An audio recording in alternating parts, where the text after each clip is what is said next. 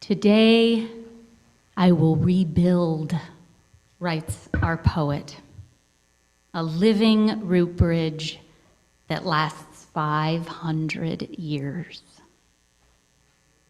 I encourage you to look up root bridges at some point today and take in the magnificence of these structures. They offer a powerful image: living bridges, stretched roots laid with stones so that we humans might cross chasms and riverways. So this week, knowing that I would be holding history with you, the image of the root bridge came knocking through Jonina Curtin's beautiful poem, Reconciliation. Thank you for that reading, Jean. It's a poem that speaks, as Jean mentioned, to her reconciliation of these two disparate root systems that represent her experience as a mixed race woman. Two sets of roots finding their way toward one another and forging a strong and lasting bridge that offers reconciled passage between the two. And it's such a compelling image when we as a people consider from whence and where and whom we come. What chasms and disparate root systems exist in these ancient genealogies of ours? Where might we draw strength from? What roots are deep and lasting, and where are the weak and dying places? And who has bequeathed the stories of our peoples to us? Who are the curators? Do these stories hold enough to build lasting 500-year bridges on?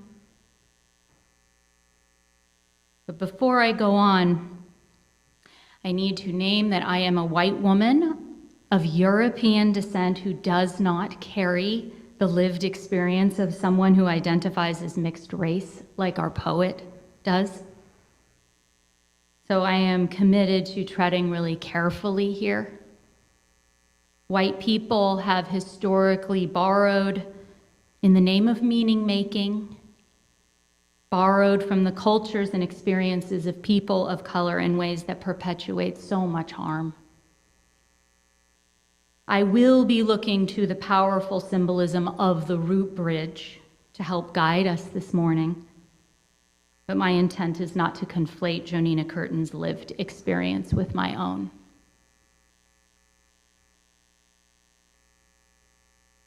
Trees and roots, however, do strike at something universal, right? We even trace our families on them, right? Our family tree. We write names on branches that sprawl out and up. But what of the roots?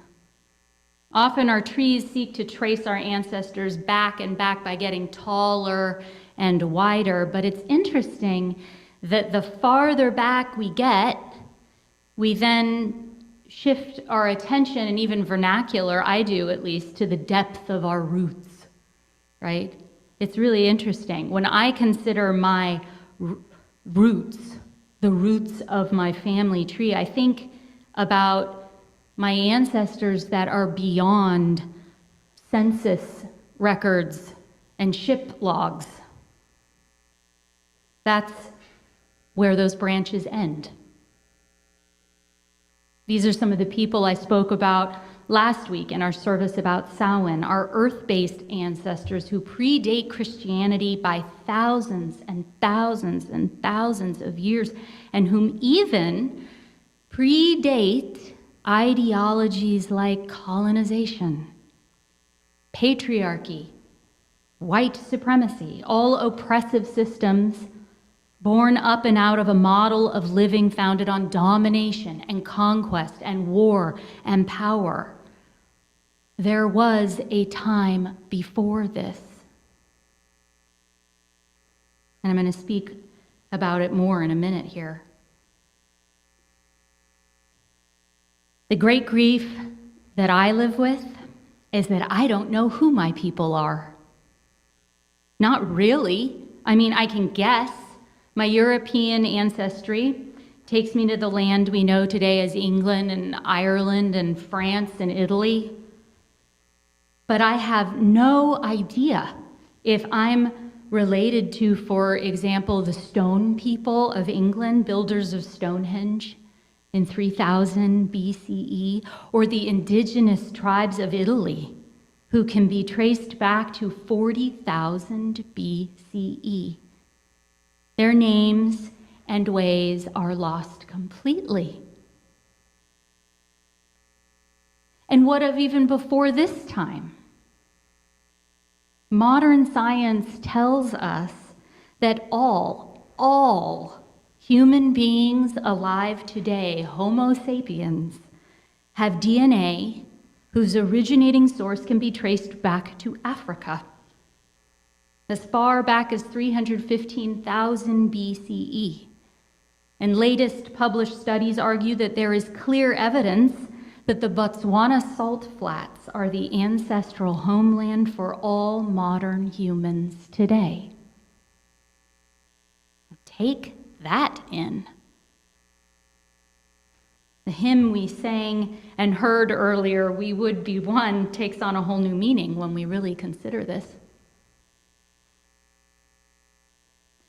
So 4 years ago, I took a course called Roots Deeper Than Whiteness, which was offered through an incredible organization called White Awake. I highly recommend you taking the time to get to know them if you don't already. And this particular workshop was designed for white identified people who were interested in doing anti-racist work together. And I thought we were going to spend those intense 6 weeks learning how to dismantle white supremacist systems as white people. And we did. But it was not at all what I thought it was going to be. We began by working to trace our roots. From where, from whence, and from whom did we come? And we researched indigenous peoples of the world and the migrations they took. Many of us took those DNA tests. They're about, $50 or something to get some sense of our homelands. And one of our first assignments was to build an altar for these, our lost ancestors. So I placed some photographs and a few remnants that were my great-great-grandmother's on it just to get started. And then I added some stones to represent maybe my stone people. And then I got so stuck because I just don't know who my people were and what they would want me to put on there to represent them. And the emptiness of that altar became more of a place of honoring than any object I could conjure up. But I have to tell you, it brought up so much sadness for me. And most of the others in this workshop shared in that sadness. And this was the beginning of our work together, and a good and right place to start. For if we, as white people, were going to understand and trace and hold the complicated histories that we then moved through in this course, ones of conquest and colonization, harm and oppression, perpetrated by many of our relatives, right? We had to start with the before, so as to reckon with the after. Not to justify or deflect, but to begin to build some kind of bridge.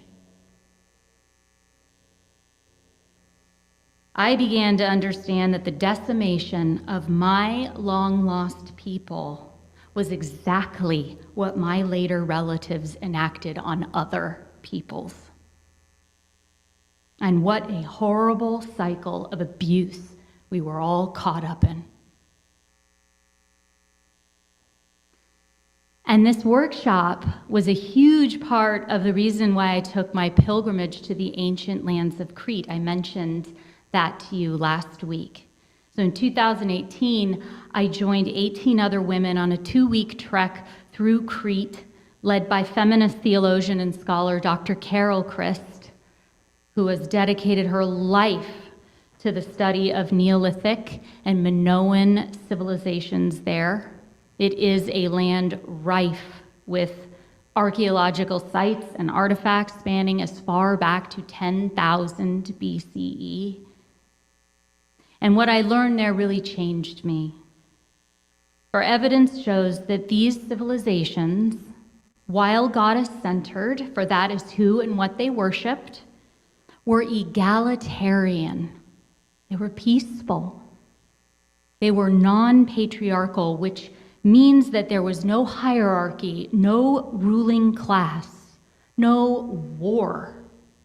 Archaeologists have come to this understanding by analyzing the hundreds of thousands of artifacts found, among which not one weapon unearthed. Can you imagine? Not one portrayal of kings or queens or subjects, not one act of violence depicted anywhere. It's remarkable. And these sites and artifacts instead tell the story of the goddess depicted as a myriad of animals, and the arts, weaving and dance and music in a society devoted to an advanced system of agriculture and care for each other and the earth.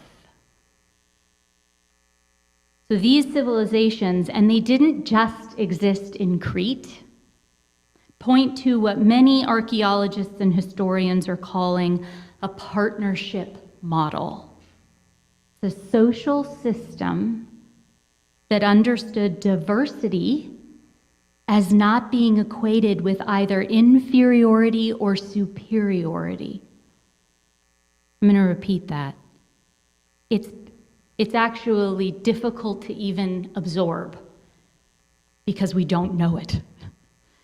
It's a social system that understands diversity as not being equated with either inferiority or superiority.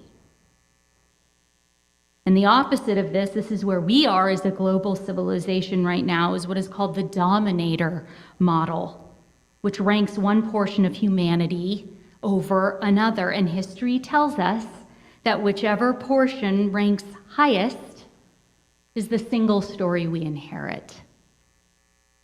For it is told by the most dominant, interpreted by the most dominant, taught by the most dominant, and upheld by the most dominant.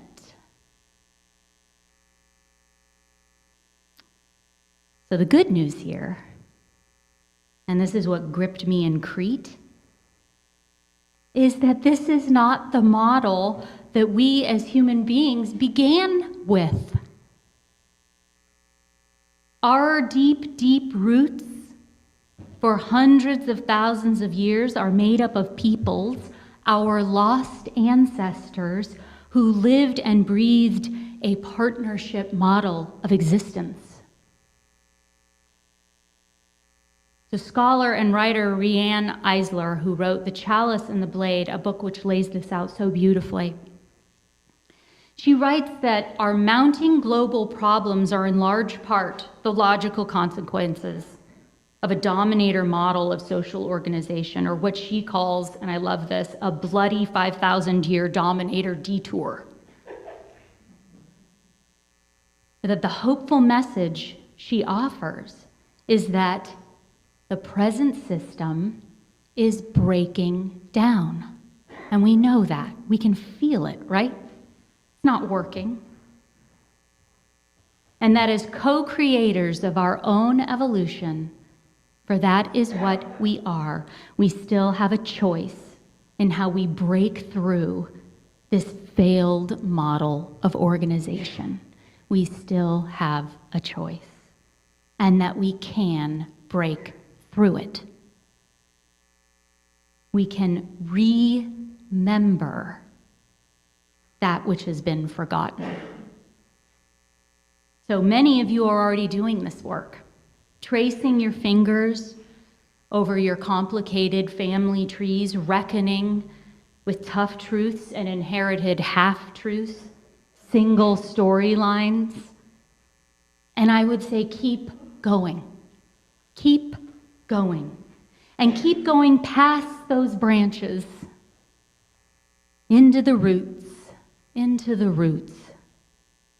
Touch fingers with the lost, ancient wisdom and indigenous traditions that are yours to unearth, not someone else's, yours.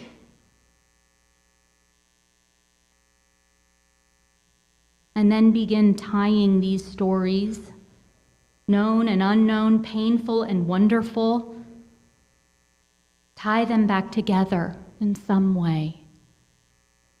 Remember that which has been pulled apart. Tie the before to the after. Look at it all squarely. Hold the wholeness that is your history, our history. Be root bridge builders and reconcilers of the disparate. It can look a lot of different ways. Make a start. It might just mean having an empty altar in your home for a while. But I don't know about you, but it makes me feel hopeful. It makes me feel hopeful. This remembering. In a recent essay focusing on ancestral reclaiming and the current uprising of this kind of cultural reconciliation work, for that is what this is called, Mi'kmaq elder, the Mi'kmaq are the original stewards of the northeastern Canadian woodlands. This elder wrote, "The ancestors have been waiting for years and years for the songs to come back, for our feet to touch the earth again. Dancing in the sacred circle, we are people of the earth filled with joy to reconnect with ourselves and the ancient spirits again, again, again." And this was written for all of humanity by this elder. And I find these words to be such a beautiful blessing to close with and to carry forth into this work. The ancestors have been waiting for the songs to come back. And so before we close, I'm going to ask that we just take a moment of silence with this. Just breathe that in and out. The ancestors, ours, yours, have been waiting for the songs to come back.